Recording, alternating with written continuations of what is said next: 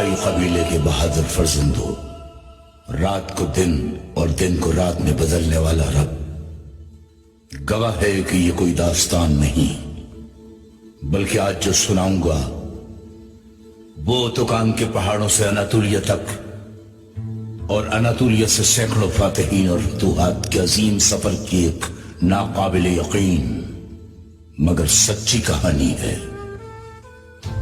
یہ کہانی سرداروں کے سردار سلیمان شاہ کی زندگی کی کہانی ہے۔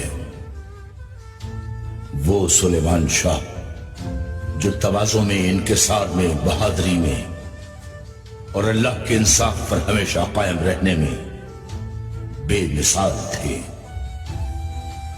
اجداد کی روایتوں کو جاننے میں اور ان کی پاسداری میں آج تک گزرنے والے اور آئندہ گزرنے والے تمام ترک سرداروں کے سر کے تاج تھے۔ اس خان سے لے کر آج تک جتنے بھی سلطان گزرے، جتنے بھی فاتح گزرے، ان میں ہماری تاریخ کے سب سے شاندار اور کامیاب سردار، جنہیں آنے والے زمانے ایک عظیم سردار کے طور پر یاد کریں گے، ان سلیمان شاہ کی کہانی ہے یہ۔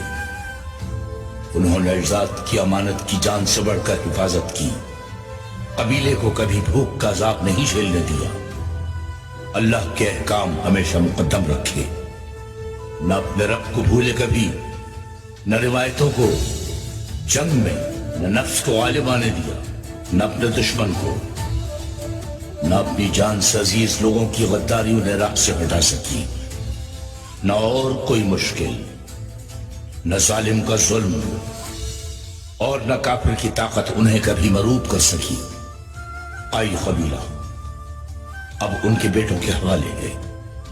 ان سرداروں کو اب تم اللہ کے حکم سے کامیاب بنانا، تاکہ نہ ظالم باقی رہے اور نہ ظلم اس دنیا میں۔